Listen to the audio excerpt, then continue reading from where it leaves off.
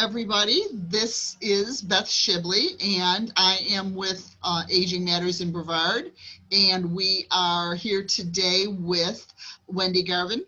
Oh, yeah, Garvin? Garvin. Yep, from Shape Partners, and to do a caregiver conversation today on virtual support to enhance health and wellness. So, this virtual world that we're all in right now, and what does that mean? A couple of years ago, virtual world meant a whole lot of different stuff than what it means now. So, welcome, welcome, Wendy, and thank you so much for coming. Could you tell me a little bit about Shape Partners and yourself? Yeah, so first I want to say thank you, Beth, for having me. I really am excited about being here with you to have the conversation. So my name's Wendy Garvin Mayo. I am a nurse practitioner. I'm a life coach and cancer caregiver consultant and the founder of Shape Partners. So Shape Partners is really dedicated to helping cancer caregivers, family members, and friends optimize their mental and physical health. And we do that through our 4 pillars, which are partnership, advocacy, coaching, and education. Cool. And today we're going to, Wendy's going to talk about, like I said, virtual support. So at any point, if you want to go ahead and start your PowerPoint, we can start the conversation. Awesome. Great. Thank you, Beth. Let's get that up. Fabulous. There it is. All right. So perfect. Let's get going. Virtual support to enhance health and wellness. My favorite topic. All right. So we're going to start off with COVID-19. So as we all know, we're in a pandemic, global pandemic. Our world's really shifted personally and professionally in March. But Beth, did you know that our first case in the U.S. was really in January, and then? Yeah, I'm hearing that now. And I'm not even sure that they might not even push that back earlier too. So I would not at all be surprised to find out that they're going to find people that were even earlier. But yeah. January was our first case in the United States, but then in March, that's when everything kind of shifted. It was, deemed a global pandemic, and, mask and shutting down and wiping down groceries. That's when our lives just totally shifted. And with COVID-19 comes what? Stress. Absolutely. COVID-19 is really, it's changed everything. You and I were talking before when we were prepping for this, and I really feel like, everybody I know and me have just gotten picked up and thrown in the deep end of the pool. And that mean old nasty uncle just walked away, and here we are struggling to figure out everything. This beast we call technology and all that comes with it certainly hasn't been a source of relieving any of my stress for the most part. Yeah, because with COVID-19 now, with that shift comes, not going to work, working from home, kids, virtual learning, in the home. So everything is really virtual now, which, prior to COVID-19, people had their own stressors, but then on top of, their own stressors, COVID-19 comes, it just, compounds that stress. Yeah, so, blows it up. So everything is virtual, even, the drive-by parties people are doing, the virtual birthday parties, virtual weddings, even funerals are online now. Have you seen that, Beth? Yes, absolutely. I've done caregiver conversations where part of the conversation has been about being able to do that. Yeah, and people being, whether or not it's been a case of COVID-19 illness, and people not being able to be with their loved ones at the time of their death and when they're very ill. I mean, if you think about not being near your loved one, it's just, my dad died about a little more than a year ago, and my sisters and I and my mom were all blessed enough to be with him when he passed. I can't even wrap my head around what folks are going through and have been going through since COVID. Yeah, no, absolutely. And even like, my cancer caregivers, they've been having a hard time because they can't go into the ER. They can't even go into the infusion centers when their loved one is having like their chemo treatments. If they're admitted, everything is so limited and restricted. But I And that's do want to say that because of technology, you can stay connected. So a lot of the nurses are using their mobile phones or, laptops to FaceTime or, call family members. So technology has really, I would say, enhanced this stressful time in our lives. Yeah, we can certainly look at it as something that's, it's maybe not perfect, but it certainly is way better than the alternative of not having any contact at all. So yeah, if you're sitting in an infusion room getting for an hour getting a bag of chemo, or a couple of hours having a bag of chemo hung, and you're just sitting there, you can FaceTime. The ability to be able to FaceTime or Zoom with a family member that normally would be right there next to you certainly can help the time go by a little faster. I mean, how much Candy Crush can you play? Says the woman who's played a lot of Candy Crush. Yeah. So true, so true. And I know a lot of institutions in terms of patients on hospice, they are making changes in their policies where family members can come, because that is so important to, no one wants to die alone. Even though I know many people have, because Right. of COVID-19. Well, but thank God those things have starting to just recently change as we're starting to learn more about the virus and learn more about how we can prevent it.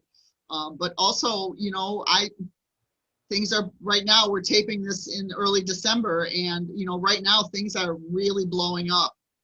So I'm not sure that we're not going to have to go into a little more of a lockdown before we're through the worst of this. Yeah, no, I totally agree with you. And being in these times, we have to really explore, what do we have in our toolbox and what do we need to add to our toolbox, Right. to speak. So, yeah, so I'm going to move to the next slide here, Beth. That's fine.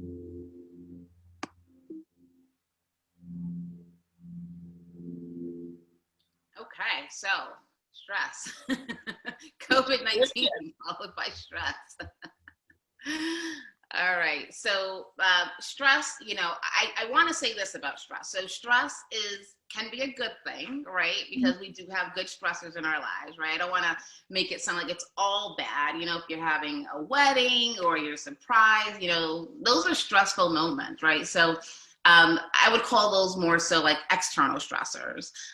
What we're talking about for this presentation are really those internal stressors. So our thoughts, our behaviors, our beliefs, things that can stress us out for a long period of time, which becomes chronic stress, which can definitely impact our health.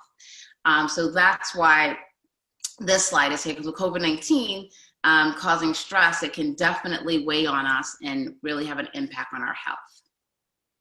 Yeah, absolutely. I think that, I'm looking at all of them, and they're, you really can see where things that have, over the past year, sort of like a frog in a pot, I mean, and you boil the pot and the frog doesn't even know until the water's really, really warm what's going on here, because the stress is just kind of a little bit and a little bit and a little bit, and, I think last March I sort of was very much thinking, oh, well, we can do this. And I was pregnant twice. I can do this standing on my head, and this is not a problem. And then, April and May and June and October and November, and now what we're dealing with in December. And I don't think there's a single person I've talked to that can actually admit that they're absolutely fine and that there's nothing going on. Yeah. I have not met a single person who isn't telling me they're under stress. Yeah. So. Yeah, no, I mean, these are stressful times. I think, even for me, so I'm a mom, I have a child, he just turned 1 in July, working from home, no babysitter. My husband and I are tag teaming him. We have a teenager who's doing virtual learning here, so our house has totally shifted. Very stressful, but you got to try to get into a routine and really make it work. So at the beginning, the stress levels were here, right? But then it's like, right. what do you do to try to reduce the stress and live in the new normal, as everyone's calling it. Right, right. And I think a lot of this times now, but this particular slide really helps me, focus on and look at, the symptoms of stress, and hey, maybe maybe I should take a look at broken sleep as being a sign of stress, and not just a sign of maybe I overdid the exercising, or maybe I shouldn't have reached for that, or irritability and apathy and all of those things that it's very easy to kind of slough it off as just not connected. When you put all these things together, I mean, really a pattern emerges of what it is our mind and body and emotions and behavior, what they're all undergoing, and how much sense it makes. It kind of clicks. Yeah, so. And two things I want to add is everything that's up here, mind, behavior, emotions, body, all connected, and we are in control of it. We are in control of our mind, we're in control of our behavior, our emotions, and our body, and it really starts with our mind. So I think in these times, and even outside of these times, it's important that we take time and space to really check in with ourselves. Right? Absolutely. Because a lot is definitely going on. We've never really experienced anything like this. So it really is important to check in with yourself and really figure out what you need. What am I feeling? What do I need right now? And how can I get it? Because it's important that we feed ourselves before. Yeah, I think that just, the beginning piece to that for me is just recognizing it, to acknowledge it, to see it, and because, if I'm going through kind of just oblivious, there's no way you can address it. Yes. And start to deal with it and start to look at how it is you're going to, move forward and adapt and make changes to alleviate those things, until you at first recognize the symptoms, recognize what it is you're going through as what they are, Yeah. So. Yeah, and one method I teach my caregivers, and I'll say it here, maybe it can help someone, is I use the acronym STOP. So stop, literally stop, give yourself the time and space. Really think about, what am I feeling? What am I thinking? What is bothering me? What's stressing me out? Then the third is options. The O is for options. What options do you have, right? Do you need to, take a walk? Do you need to get more sleep? Do you need to phone a friend? So what do you need? What are your options? And P is for proceed or plan. So if you have the option, you put that into motion and you proceed. Or if it's an option that requires planning, you put a plan into place. Right. You proceed. So that's something, it helps me because I use it. I definitely have to stop. I agree. We've had this conversation. I'm a list person too, Wendy. I think you were saying before to me that you're a list person. Love my list. Yeah. Love scratching things off my list. Yes. When I make a list, the first thing I put on it is make a list so I can scratch it off. Just saying, it's me. It's a thing. Yes, I am a list person. So like my day, it's nice to see it on paper, and not so much scratching it off, but it just kind of keeps me like, okay, this, and that. It's just very, systematic. Like, okay. And then after 5, I'm free. There's nothing else on my list, so I can do whatever I want to do. Oh, do you know what makes me feel better than almost anything? Is being able to tear that piece of paper off and rewrite the list of all the open stuff I've got. Just saying that, like, if I've got like 40 things on my, like if I've got 15 or 20 things on my list, and then I can scratch and I can rewrite it and only have 3 things on my list, it's such a feeling of accomplishment. People who aren't list people don't understand, but yes, person to understand that. Yeah, but one thing I have to say I have to work on, Beth, is putting myself on the list every day. There's absolutely. I don't know. I don't think we ever do that. No. Not as me.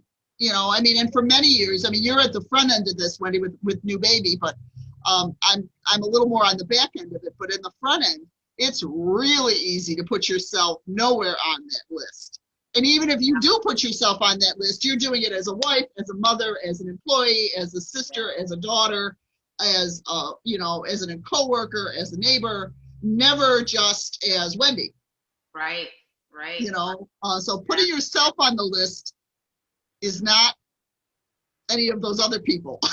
Yeah.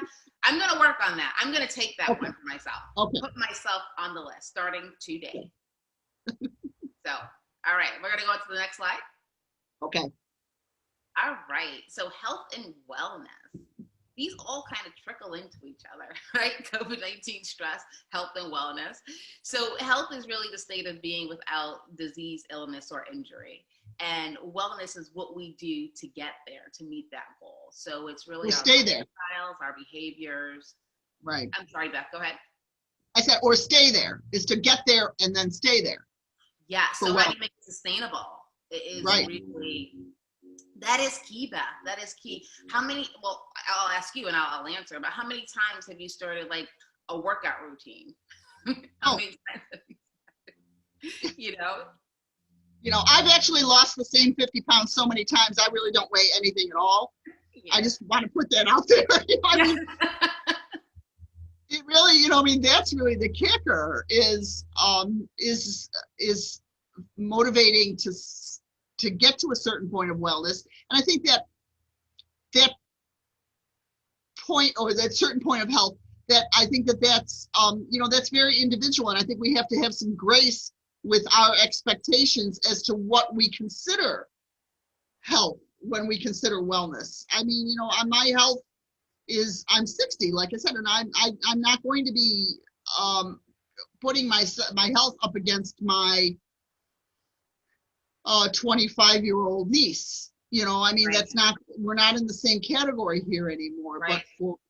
But for where I am right now, I think I'm doing pretty good. So I need to understand that it's on a continuum, so. Yeah, no, that's really a good point. Where are you now, right? And just because, you may be taking medications does not mean you're unhealthy, right? Right. But we can always improve our health, all of us, regardless of where we are, definitely. Right. But, we all want to be without illness and disease and definitely injury. And, again, we're in control of this. And what's important about health is that, your stress can definitely impact health. Many chronic illnesses are caused by stress, high blood pressure, diabetes, acid reflux, stress can also decrease our immune system, which we really need now in a time of a pandemic. We want our immune systems to be, functioning at its optimal level. So, I mean, you can't hear the word, I can't watch CNN or listen to NPR for more than 15 minutes without hearing the word immune system. Right. Or, hearing that it's just part of the lexicon now. Yes. Yeah. No, it's really important. And I mean, how many people have heard of their immune system before COVID-19, right? We've all heard about it now. Right. And that's stressful too. All this new knowledge, all these new terms, and, maybe not understanding everything that's happening because everything is so new, right? With this pandemic. So, go ahead. And, in the word immune system, along with the word compromised. Yes. Which does not ever, those two words together are never a good thing. But that's, they kind of like come together like stick and tired. We're all looking at that. So go ahead. Yeah. All right. So wellness, there are multiple dimensions of wellness. It's not one dimensional, but I mean, we're talking about our lives. Our lives are not one dimensional. There's so many aspects to it. So these are 8 dimensions listed here. So emotional is really being in check, with your feelings and making sure you have an outlet to really, figure out what you need, what you're feeling, and what you need to feel better. Right. Spiritual is really purpose, our purpose in life, really evaluating. And I think with COVID-19, Beth, and you let me know this, we kind of are thinking about that a little more. Like, okay, what is life? What are we doing? What do I want to accomplish? What have I accomplished? What I want to be grateful for? Right. And, kind of those existential questions that we're all asking ourselves. And sometimes that's involved with a formal faith community and sometimes not. And either way, I think whatever people consider their a spiritual aspect of their lives. And I think some people might not even really put too much thought into whether or not they have one, but I think most people will, if they think about it long enough, realize that there's a spirituality to their lives, whether or not they're attending church every week or not. They maybe have never been inside of a church. Right. But though you're right, when you think about it, it's those deeper questions that we're asking ourselves. And I think even back to the emotional, I think we're talking about not just the bad. It's that whole spectrum of emotions. And keeping them all kind of understanding and recognizing, where each one of them are, the highs and the lows. And appreciating them. I mean, we aren't just talking about negative emotions. I mean, if you're happy, lean into that. Mm-hmm. What's making you happy, right? We want more of that. So right. Absolutely. Negative. Yeah. And intellectual, how are we saying, mentally stimulated? Some people do crossword puzzles. I work full time, so my job keeps me mentally stimulated every day. Yeah. Yeah. And physical. But oh, sorry. Go ahead, Beth. No, I would say, but I would challenge you. I would say, Wendy, that intellectually, I think that intellectually, if you look at it in more than one dimension, my work keeps me intellectually stimulated, but trying out a new recipe is a totally different stimulation. Working in my garden is a totally different. Learning something and learning to do something, learning and doing things in a different aspects of my life. Yeah. So I think sometimes stimulating your intellect in a different way than what you do all day long really has some benefits when it comes to paying attention to the wellness, Yes, no, I absolutely agree with you. And while you were talking, I was thinking about technology. Oh, absolutely. You're absolutely right. We can look at it as that big, holy moly, I don't even want to turn the thing on. Or we can look at it as an opportunity to fire a synapse in a different part of our brain, and maybe start to make these connections and go, oh, wow, you're absolutely right. Yeah, even for me, before COVID-19, I've never did like a Facebook Live. So Facebook Live was definitely intellectually stimulating, trying to figure it out and, being on camera and when do you start speaking and so I mean, but you're so right. Something outside of your day-to-day can definitely stimulate your intellectual dimension. Yeah. Mm-hmm. So physical talks about, nutrition, physical activity, and sleep, which is really important. They are the Holy Trinity. Yeah. Yes. And maybe trying to get something in routinely. I was saying, I want to start at least stretching every day, because stretching is very beneficial and we don't realize how tense we are, sitting at a desk or on the couch or in a chair. So even, doing a little stretching is really good. Do you have any routines, Beth, that you do? I wish I could say I'm as good about it as I normally am right now. You're up in the north and I'm in Florida, and I'm kind of mourning the loss of our pool isn't heated. And I know that's a first world problem, but I love to swim. So I'll figure out something else. Mike and I love to walk in the evenings, and with the weather that's good. We used to love, when we lived in New England, we would love to just bundle up and go for a walk. So even if you can do it safe and not slip and fall and break your neck. I think I love to physical activities and routines. I love to garden. I love to, like I said, I love to swim. I love to walk. I think those would be my three big things. I should be a little bit better about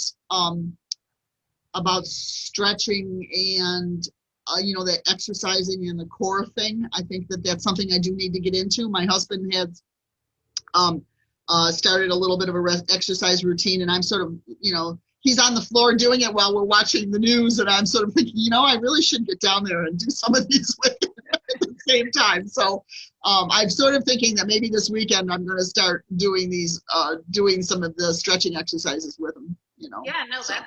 That's great. And I'm in Connecticut, so the weather here, it's really cold.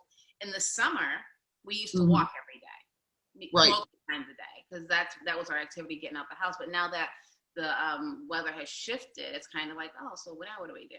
So we really need to get back into a routine. And the exact opposite happens here in Florida. During the summer, it's like 100 degrees, and I'm like, not for love nor money am I going to be getting out there. It's from the air-conditioned car to the air-conditioned house. But now, like today, it's really stunning. It's maybe mid-60s, and it's going to get into the mid-70s, and it's bright blue skies, and and so there's really no excuse whatsoever for me not to get myself out there and walk around the block a few times. Yeah, it's hard to get started. Yeah, isn't it? Yeah. And environmental talks about your physical environment. So, whether you're talking about clutter, like, how do you function the best? Maybe clean surfaces, maybe, I don't know. How do you function the best? I love things to be in place, or I just can't see them. I need clear for me to function. I have to tell you, my husband says that my method of cleaning is to go like this, whoosh, and then close the drawer. And he's saying, that's how I clean a countertop off. Is I open a drawer and I go like that, and then I close the drawer. But I think that there is something to be said for that. In fact, it's funny because today, normally I'm doing this outside, but normally I'd be taping this inside. But we're having a closet organizing system thing put in this, and because we've been living, we moved in August, and we've been living in a state of boxes of things. When we moved down here to Florida, we moved from a larger home to a smaller home, and downsized by 700 or 800 square feet, and that's significant. I'm also originally from the Northeast as well, so I'm used to closets and basements and attics and spaces, and nothing like that down here. We're on a slab foundation, so no basement, and the attic is just unreasonable for most of the summertime.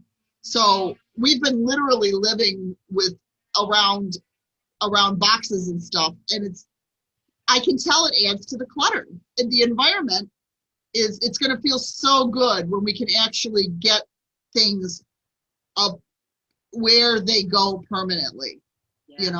So I absolutely agree with your, I feel like if it's not, I feel unsettled when I'm working in an environment, or when I'm sitting in an environment that is where all kinds of stuff is just not where it goes. Right. Yeah. And one thing I say is, like, sometimes we don't all have the luxury to, have a clean home or a decluttered. Absolutely. But find a space. So whether it's a chair or even a closet. Closets are really good. Yeah. It's a place to just kind of sit, think, and, process. But, have a space that's yours, that you can, go to and feel good and right. Think about things. So, yeah. And I haven't always been, I realize I live in a blessed life right now, and I have the ability to be able to, complain about first world problems. But there have been a lot of times where it has felt like, especially when Mike and I were young and in our parenting, it felt like every room was filled with children's stuff. Yeah. And even when we only had 2 rooms, we had our bedroom, and the living room and the baby's room, and it was just to have a corner. You're right. Where you've got a space, and maybe it's just a matter of of turning a chair so that you don't have to necessarily look at it. You know, I mean, how you orient yourself is, and you know, maybe it's out of sight, out of mind, but just being able to sort of say, okay, you know, I'd like to be able to sit down and read this magazine, but I don't want to be looking at all that pile of stuff that you know, just to be able to move to a different chair or turn the chair a little bit, you know. So yeah, you're right. Turn it towards the wall like nothing else exists. Me and the wall. You know, it's time out for big people. It's okay. Yes. And occupational financial, you know, has really been impacted by the pandemic. So many people have been laid off, furloughed, you know, which really impacts their financial status, you know. So, so one is, you know, financial is being okay with where you are financially, which many people probably, you know, are not because of the change in their work. Sudden change, you know, the sudden change in their work status. And social is really, you know, being connected to family, friends, the community, you know. So make sure you're maintaining that. And what can help you better stay connected? You know, yeah, and you know, I mean, we talked about it yesterday when we were prepping for this. You know, how much COVID has affected and put stressors and reduced our capacity in all of these different areas. Some more than others. And so we were saying that, you know, like, so you know, when we've had you know, environmental stressors and you know, having to sort of stay home all the time and you know, paying and involved with the social and reducing our bubble, has that put additional stressors on our physical, you know, and our emotional, and it's just all mixed in together with those with COVID being in the middle of all of that. I mean, they're all so interdependent. It's like an ecosystem. Yes, no, definitely. I totally agree with that. But you know, what I think about is like when you're stressed, you can't really think clearly, right? So you don't know what dimension is impacted. So really taking that time to, like I said, check in with yourself, like what dimension, you know, am I a little deficient in? Where am I thriving, right? Because you want to celebrate your wins too. It's not all negative. Right. But to really understand and, you know, what do I need? Is really an important question we all need to ask ourselves on a daily basis. So, you know, and what part do we need to feed? Yes, you know, absolutely.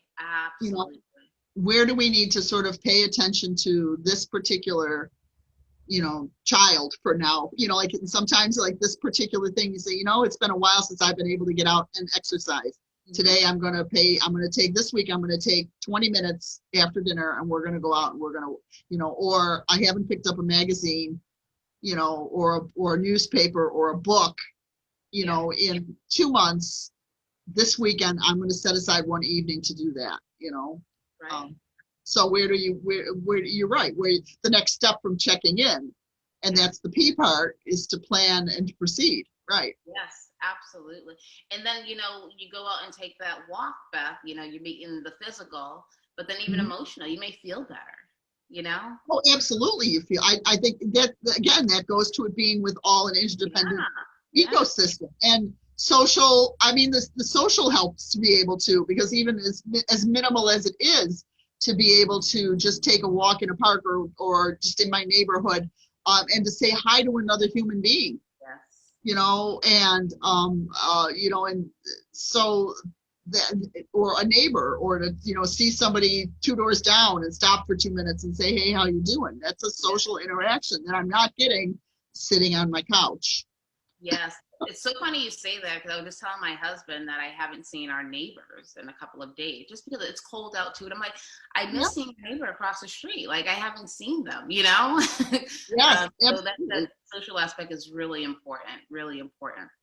You know, and I want to put a little plug in here for the fact that for people who are have friends and neighbors that are elderly, you know, it's really important that we pay attention to that.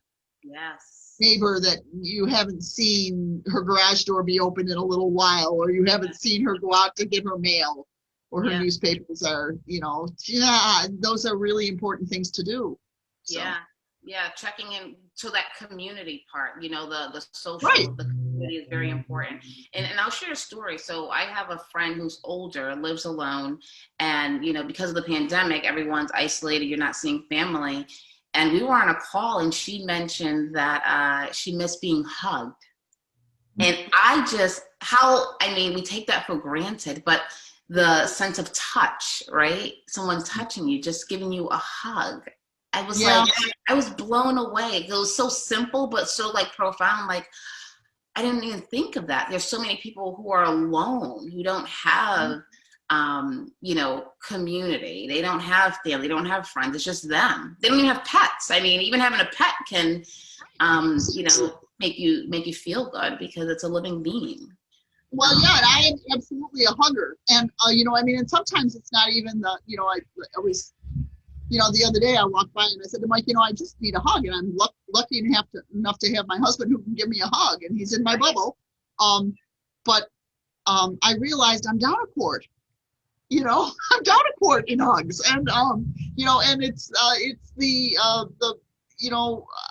where I worked in Houston, there was a woman that you really did have to set aside additional time when you were going to be going to go to her office, because she would just give you these long, extraordinary hugs. I mean, you just could not do a drive-by with her. You had to stop, and if I was going to a meeting and I was going to see her, I had to make sure I set aside another extra 2 or 3 minutes to spend some time, because we were going to have one of those really nice long hugs. Yeah. And I miss those. The feeling of someone hugging you, it's just you can appreciate it now. Yeah. Yeah. It's so and those really great hugs where you relax into it. Yes. Yes. Where you just, all of us, you're just oh, this feels so good. Yes. No, definitely. Definitely. Yeah. And I just want to reiterate, checking on your neighbors, whether it's a phone call, trying to make a call a day to someone, just say hello. I'm thinking of you. Right. And with this pandemic, a lot of people are online now. I know we're talking about technology and being in the virtual world, but connecting with old friends. I've connected with, people from high school, even middle school, online, being on social media. So reconnecting has also been a benefit. Yes, absolutely. I've also met many people. I've made a lot of new friends who I've never even seen before in person, but they're like my virtual friends. We talk on the phone. We have Zoom meetings, So, yeah. But all that is feeding the dimensions of wellness. That's my point. So next we have mindset. What kind of mindset do you have? Fixed versus growth mindset. So a fixed mindset is really, this is, I can't, I won't try. This is what I think and what I do is it. I'm not willing to try anything new, so growth mindset is really leaning into, trying new things, having an open mind. And in this day of COVID, it's important to have that growth mindset. Well, and we're, we talked a little about this yesterday. Here we throws in the first thing that hits in my mind again is technology. Yes. And that fixed mindset of, oh, I don't even, I'm not good at this computer stuff. And I dread having to learn that new piece. And, computer equipment is not cheap. So, to some extent, I'm, sometimes concerned about whether or not I'm going to break it, or whether or not I'm going to be able to, I'm going to mess it up, or look foolish. And so it's really easy to get into a very fixed mindset when it comes to learning specifically about new technologies. Yes. Yeah. And I am frustrated, and it doesn't help when I get even more frustrated when I have to ask for help. And then whoever it is that I'm helping is going too fast. And I'm before I know it, they're just doing something for me instead of letting me learn. And I can't process it the way I was maybe able to do 40 years ago. I could have processed it a little more quickly. And then, it's just, feeling like you're either good at it or not is such a hard thing to come off of with technology. Yeah, no, absolutely. I totally agree with you. And in terms, when you were talking, I was thinking about someone, showing you what to do and they're going too fast. Again, what do you need? And let them know what you need. Really express what you need. But also that self-talk is really important. The I can't, I won't, I will never. Because, your thoughts and beliefs really becomes your reality. So, maybe starting with something like, I will try. I'm capable of learning. We're all capable of learning, right? That whole intellectual stimulation piece. We were all capable of learning. So maybe even starting there, the self-talk of really saying, this is a new time, COVID-19. Everyone's connecting virtually. I'll try it. Well, and I think sometimes what can help with that, for me anyways, is to take small manageable bites. Maybe the first time I get on to whatever platform or website or whatever it is, maybe I'm not going to be, being all fabulous at it, but maybe I can just, I just remember that for a long time when I first started Facebook years and years ago, I was more of like a stalker. I really didn't do a whole lot of posting. I didn't, for quite a few. In fact, it was funny because for quite a few months, my husband Mike was just get on my Facebook, and he would just like stalk, and not in a weird way, but he would like to get on to see the kids or get on to see friends. And I finally said, get your own darn Facebook page because you're stalking on me. You're just a stalker, and so. But that was an easier way for him to, put a toe in. You don't always have to jump in the deep end of the pool. You can sit on the edge of the pool and just stick your legs in for a bit, you don't have to go out and hit, do 18-hole golf course the first day. You can just maybe go out with a club and, in the backyard, play around, So there's ways to be able to move from that fixed mindset to that growth mindset. Yes. By setting reasonable expectations, I think. Yes, absolutely. And even something like downloading the app, maybe downloading the Zoom app or downloading the Facebook app or downloading the YouTube app. I mean, that's definitely a start too. Absolutely. Yeah, absolutely. And some things are more, you can be a little more passive with when you have to learn them than other things. YouTube is a great example. You can get on and just watch the videos. You don't have to go on and, start them all yourselves. Same thing with Facebook, so. Yeah, but I think this is really the foundation of everything we're talking about is where is your mind in terms of COVID, right? Is this a time where you're going to allow it to stress you out, or is it going to be a time where you just kind of reevaluate what's important to you? Same with stress. It starts with, your mindset. Are you going to, try to evaluate what's in your toolbox, for stress management, or are you going to add new things to your toolbox, or are you just going to continue to be stressed out, and impact those dimensions of wellness? So I think mindset is so important. Yeah, it's I use, as you're saying, toolbox. For years, I've used the phrase toy box. Seems less like work. I like that. So yeah, what's in my toy box? What am I going to play with today? Yeah. There's a little less pressure if I think about sometimes when I think about these sorts of things. So sometimes I have a toolbox that I got to get to work, and sometimes I have a toy box and I'm just going to play around. Yeah. No, absolutely. So can we do a call to action for the people watching? Yeah, I think so. What do you think? Go ahead. Let's do that. Make one change today. Do something different today. One thing. One thing out of your comfort zone. So that's my call. One thing out of your comfort zone. Yeah, one thing out of your comfort zone, or one thing you usually wouldn't do. So, if it's technology, let's say you will maybe watch YouTube, maybe download an app, maybe look on someone else's Facebook page, maybe turn the computer on,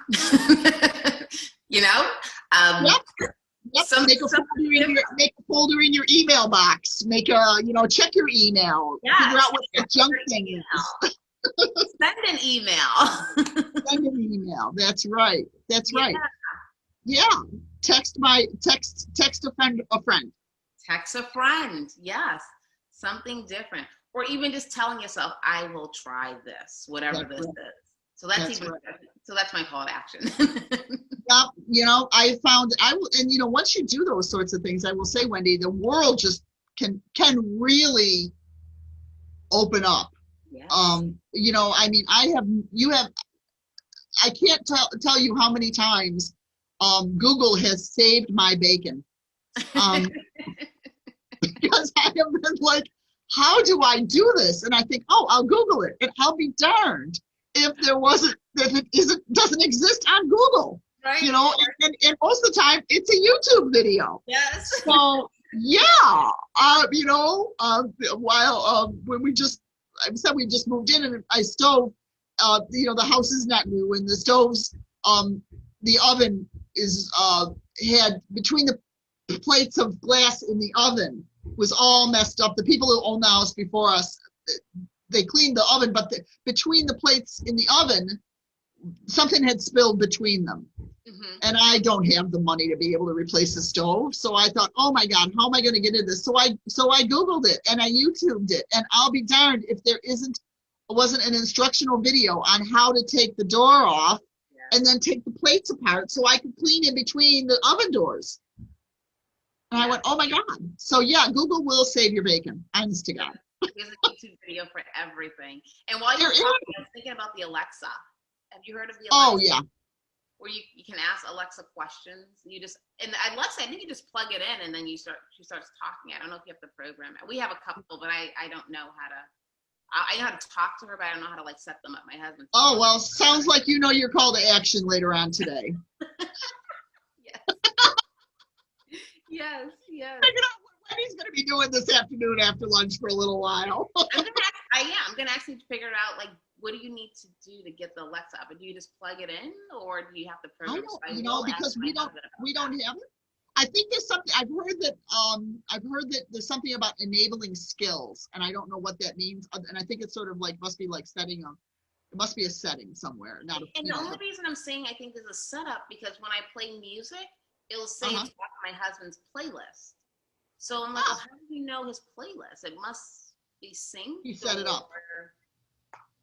I don't know, but that's my call to action. I will definitely. There's your call to action. That's right. To get your own Wendy playlist. So the next time your husband goes to Alexa, he's going to have to pay attention to what's his playlist and what's your playlist. Right. So when I do that, I'm going to put it in the comments down here, that I did it. Okay.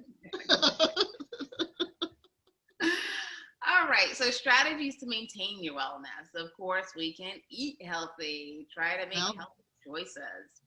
Yep. And with healthy choices, I think when we talk about, consuming healthy foods, it can become so overwhelming. We think each meal. I always just say a healthy choice, whether it's breakfast, lunch, dinner, or a snack. I think that's definitely making progress. And it's really can be very easy to not pay attention to eating healthy and making those deliberative choices. Sometimes it's easier to just go through a drive-through and pick up something in a sack and eat it in my lap on my way to another meeting, and not necessarily a super healthy choice. Sometimes, though, there are ways to be able to give ourselves grace and say, okay, I fell off the wagon this time, but, for dinner, because I wasn't maybe quite so good for lunch, but for dinner, we're going to do a salad. So it's not what you did, it's what you do next. Yeah. Yeah, and all the things we're talking about, it makes me think of being mindful. Right, you're right. Absolutely. In our lives throughout the day is really just, okay, so what are we doing? Okay, that didn't work. So I think it takes effort. So it definitely takes some stamina to, incorporate these things. And really, it's an investment in our lives, right? In us. Who's better to invest in? Our time and energy, ourselves. Right. So another strategy is, working out, talking about stamina. I mean, you don't have to run like the people on the screen, but We were just talking about stretching, walking, Mhm. you can do a variety of things to get your heart rate up. Move, just moving. Yep, the move challenge. I had a move challenge in my group, which was really cool. Another strategy is journaling. So writing, writing down your thoughts, spending, and I think when you say journaling, people kind of go, I'm not a good writer. I don't, but I mean, even doing a list is journaling, or just your thoughts. It doesn't have to make sense. Just, get it on paper. Yep. Next, we have meditation. Yep. So meditation, you don't have to sit down like this woman and put your fingers together. It's just really giving yourself time and space. That's what I call meditation, time and space. Yeah, even that position, I have to say, is probably a little more challenging for me with her legs crossed like that. So, but, I would say that there are lots of places that I can get into that are meditative. Yeah. Again, I'll mention swimming, I think gardening. I like to find things at secondhand shops and repaint them and refinish them. I maybe pick up something for a couple of bucks at a Salvation Army or a Goodwill, and I'll get it home and I'll think, and I'll just, for another few bucks, I'll be able to get out and scrape the paint off of it and stain it. And that can be really meditative and get me out of my head. Yes. Get me out of that thing and the talking in my head and really help you. I think anything that lets you do that sort of puts you in a place where you're quieting all the extraneous noise, is that it doesn't have to be yoga. It doesn't have to be Tai Chi. You don't have to have a goat sitting on your back. That's a thing now. Telling you that's a thing now, even in New England. Oh, that's so funny. And I'm glad that you mentioned that inner critic, that voice in your head is really getting control of that. Another thing I suggest is even, before you get out of bed in the morning, just take a couple of minutes, or before you go to sleep, just take a couple of minutes. That can deep breathing, deep breathing exercises, mindfulness and mindful exercises. Again, Google it. Yeah, definitely. Or become part of a community that promotes that and can help you work through that, Absolutely. Next is communication, that social dimension, really just connecting with people, calling a friend, calling a neighbor, right? Sleep. Sleep. Yeah. Part of sleep is also, for me, paying attention and knowing when to not have the technology with me. I would say that one of the best things people can do, and I'm not always good about this, is charging my phone in a different room. Yes. Charge my phone in the kitchen, not in the bedside stand, so that every time it goes blink, I'm looking to see who played my word in Words with Friends, and I'm up and looking at it. That blue light is a killer when it comes to interrupting our sleeping, helping us get into the right sleep rhythm and patterns, Yeah, no, sleep is so important. I say it's the foundation, right? Yes, you go to sleep, you wake up, and it's like a restart, right? But if you're not able to sleep, you're not getting that restart, right? Feeling refreshed. And I don't know whether or not you'd heard this. I heard this thing on NPR. It was a person that was talking about the plaques in brains of folks that are suffering with dementia, and the sleep cycle. And I mean, obviously, I'm not a doctor. I'm not, I don't. But it was. You could probably Google it and find out. But there's some research out there now that talks about the the advantages to sleep and the connection with clearing out the plaques and the things that are happening in our brains that are associated with dementia, and that there's almost a dishwasher thing that's happening in our brains physically that clears that away. Those amyloids. I'm not sure if I know the name of it, but the just the nasty stuff that's gunking up our brains. So sleep is hugely protective, and really, genuinely working towards restorative stuff. Yes, absolutely. Like you think of a car. I mean, you can't run a car forever, right? I mean, your body has to, give it time to heal, reset. That sleep is that time to just kind of let your body digest all the food you had, let it kind of settle, Right. It's kind of like a tune-up. I call it like a tune-up, like an automatic tune-up that happens when you're sleeping. But if you're not sleeping, you don't give your body the opportunity to do that, Well, and one of the things that when I was, when my kids were little, and you've got a little one and you've got a teenager, and, those stretches in their lives where all of a sudden they're going through these growth spurts, and right during that time is when they're actually sleeping like an inordinate amount of time. And because you do your growing when you're a child, you do your growing while you're sleeping. Yes. So you're physically growing while you're sleeping. So that's why you can't get it. There's not enough C4 in the Northeast to get your teenager out of bed some mornings. How many sticks of dynamite do I have to get you to come down for lunch? Just to God. So true. So that sleep is reparative, and it is generating, and you're right. It is so important, and so it does make sure that, and then and back to our environment, make sure you've got a place that you can sleep well, whatever that means. Make sure that to the extent that you can, make sure that you've got a space where you can get some quality sleep. Yeah, no, absolutely. And sometimes maybe a sleep routine. You need whether it's a warm bath or, a warm drink, or, maybe playing some meditation music, or, taking the lights off in the room, or, but really, again, taking time to understand what you need to function at your best, even, to go to sleep. So I think that's important as well. Yeah. Mm-mm. And technology is the last one to maintain your wellness. There you go. Really jumping in and really connecting with the world, I would say, outside of family and friends, but the world is really and important. Right now, that's such a huge part of what we're all doing now, because we're all trying to adapt, because a lot of those other things that we've been able to do, we have to figure out a workaround. We have to figure out a different way to do it. Yes, absolutely. And that is that's our normal right now.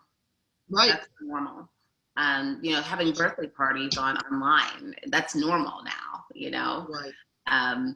So, the virtual world consists of, a laptop. That's a way to connect virtually. You can connect on YouTube, watching YouTube videos, like Beth used YouTube to clean out her stove. But they have a lot of great videos on YouTube. Like you were saying, if you want to learn how to breathe, if you want to learn how to do whatever, YouTube is definitely there. Webinars, webinars are really good. They have webinars on, stress management, webinars on disease states, if you want to know more about dementia, Parkinson's, about sleep, right? Webinars is another way you can connect virtually. Your cell phone, is definitely a very convenient way to connect, because you don't have to be at a desktop. You can be anywhere on your phone. Yeah, and those are getting better.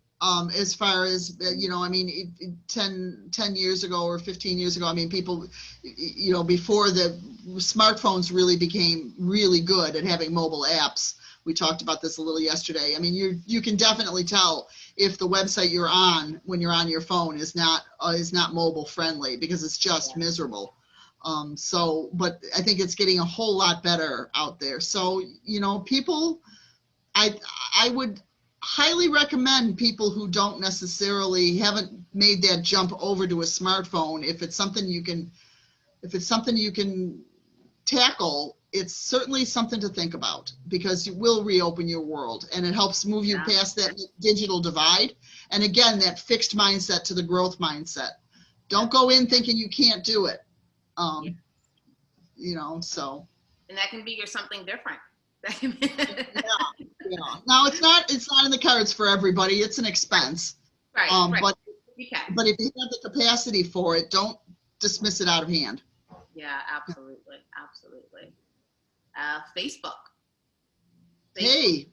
Has a lot of great. So I want to just say this. So Facebook, there's a couple of things going on Facebook. So you can have your personal Facebook page, which is great, family and friends you can interact with. You can have a business page, right, where you have your business on there, and it's kind of like your bulletin board, I like to say, where you just have what's kind of going on. But then you have Facebook groups and communities, which are private, where you can also, you're with people that are, like-minded, so to speak. So I have a Facebook group for cancer caregivers. There's Facebook groups for, caregivers who are taking care of dementia patients. There are Facebook groups for people who like knitting. There are Facebook groups for people who like drama. There are Facebook groups for anything you can find a Facebook community for.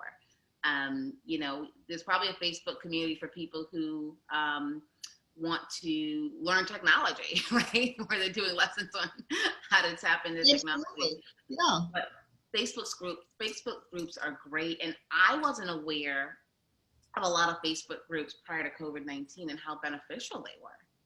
Well, sure. And there are, you're right, on a professional level, to be able to do for connections and research and support groups. But in our personal family, one of my mom's cousins started a Facebook group of their of descendants of John and Rose, and now all of the children and grandchildren and great grandchildren, and all of we can all connect now with stories and pictures and history and genealogy, and it's just been extraordinary to see pictures of my mother's cousins back in the the 40s and 50s, and her aunts and uncles, and in the 20s and 30s, and it just really cool.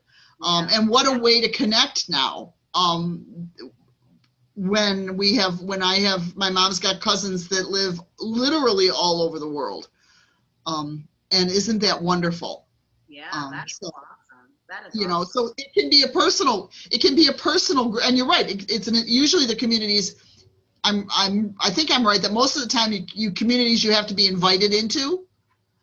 So you're saying it's private? You have to be invited. If you find a community, you can just join, and some of them you're automatically in the community once you hit join. Others you may have to answer a couple of questions. Yep. So, like, why do you want to be a part of this community, or whatever, but very basic questions you answer. But what I'm saying is that you were right. They're relatively closed communities, so it's not like things you're going to say or do are going to be out there on the web, freely, openly available on Facebook. That they fit within this little sub room. It's sort of like a real community, a virtual community. Yes. Right, a virtual community, absolutely. Yeah. So.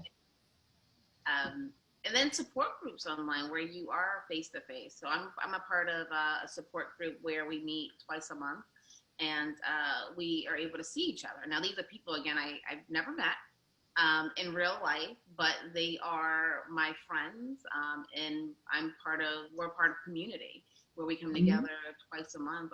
And I'll use an example. So we had a meeting last week, and one of the members didn't come. Didn't email, didn't call, and they were so we're like, this is not usual. So we all, emailed and called and was checking in on him because he's like our family. We getting together and getting some FaceTime. So again, you can meet, great people through being part of these virtual communities. And sometimes with these virtual communities, you might have, depending on where you're living in smaller towns or smaller communities, you might not have a group of people that you could just sit in your living room and talk about your latest issue with, rheumatoid arthritis or, whatever it is that you have. I mean, even some of the larger issues out there, to be able to talk about those specific things in a larger community, because in the virtual world, it literally is the whole world. Yeah. So there are, whatever it is that you're struggling with, there's a community out there. Yeah. I promise you, there's a community out there. Yeah. If you investigate it. Even for stress. I mean, we're talking about stress, even for feeling overwhelmed, even for depression, anxiety. I mean, anything, you can definitely find a community. And there's something to be said about that, because you're not alone, right? Sometimes you feel alone in your feelings and emotions and your experiences, but there's a world out there of people who can definitely relate to you and help, right? And help, right. And give you, and sometimes it's about not having to reinvent the wheel. Maybe sometimes there's something that I've been able to do and been able to come over and overcome and triumph that I could pass on to somebody else. Or maybe somebody else might have kind of a little gem that would help me through a tough point, Yeah. And be able to say, hey, did you try this?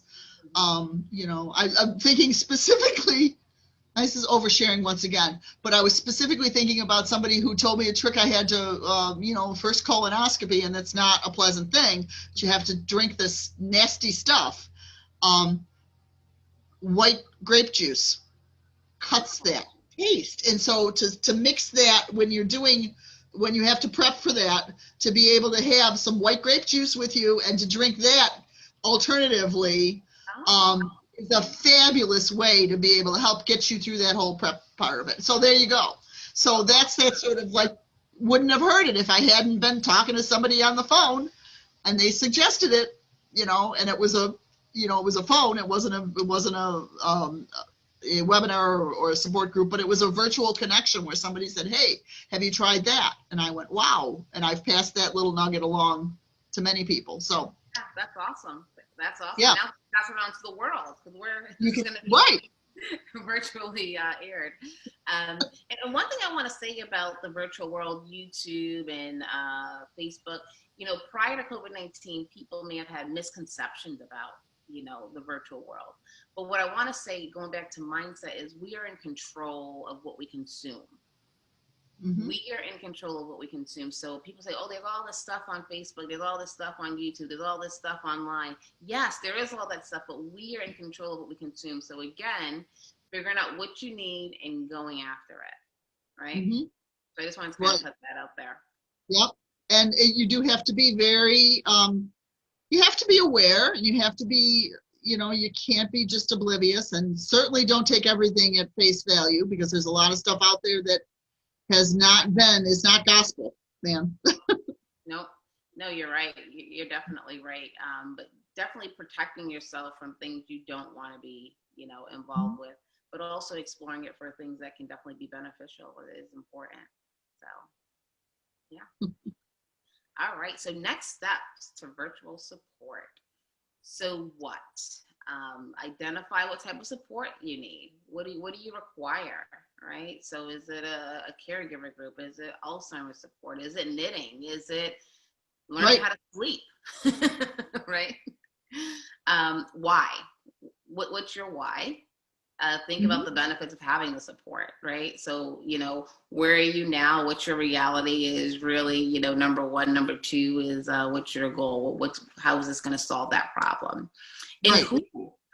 So I think number three is really important, really trying to figure out who is a trusted resource or person, like Beth, right? Who can provide you a valid recommendation, right?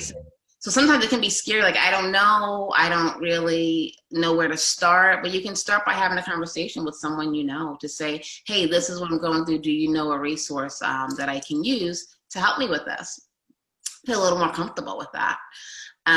So when really inquire about scheduling. So how often do these people meet? Is it twice a month? Is it weekly? Is it every day, right? And is that going to work for you? Do you have to be there every day? Can you just pop in? So I think when is really important is to make sure it aligns with your schedule in your life, and where virtual platform. So, you know, you'll be online. That's why we're talking about this, and how. So really determine what technology you would need. Sometimes you don't need a computer or a laptop. Maybe you just need a landline just to call someone. Right. And then once you identify that, figure out how to use it and who's best to help you with that. So Beth, any thoughts on this?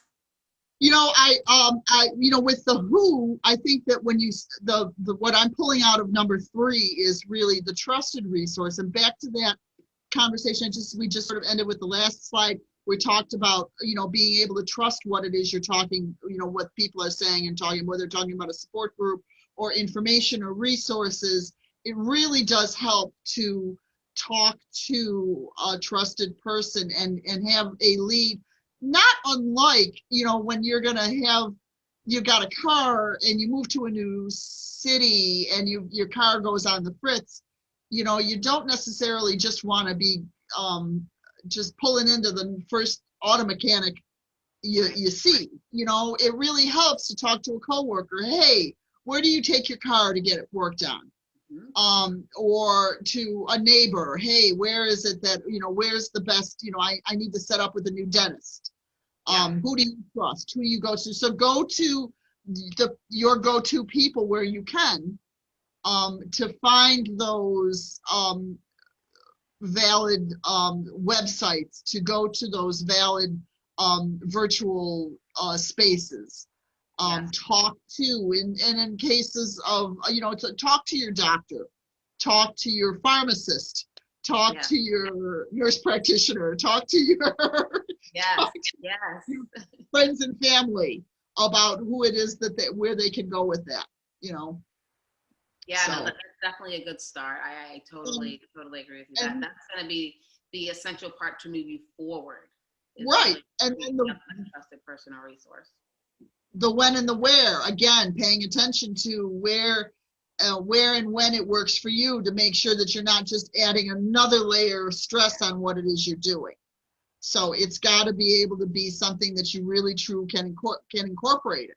So you might not be able to do it maybe not going to be able to commit to doing it every single week, right? You know, for the rest of your life. That might be a little step too far. So maybe you ask if you can just join in and see how it feels. And, you know, maybe 2:00 in the afternoon is a great time if you're caregiving for somebody and you want to join into a caregiver support group. And maybe, like I said, 2:00 in the afternoon is a great time. Maybe 8:00 in the evening is a wonderful time if you've got, after you put the kids to bed, you know, kind of a thing. It all depends on what fits for you. And so it's about mindfulness and understanding where we've got it. So yeah. Yeah, and I also want to just say, is it recorded too when you're inquiring about schedules, right? So is it recorded? Can you access this support later on if you're not able to be there live? So don't write it off if it doesn't fit into your schedule, but you can inquire, is it recorded? Can I go listen to it later on at 2 a.m. when you should be asleep, or at 8:00 when everybody's sleeping? So that's another advantage of being in the virtual world, that things are recorded and you can put them out and access them anytime you want. There you go. So another wonderful thing. Yes, awesome.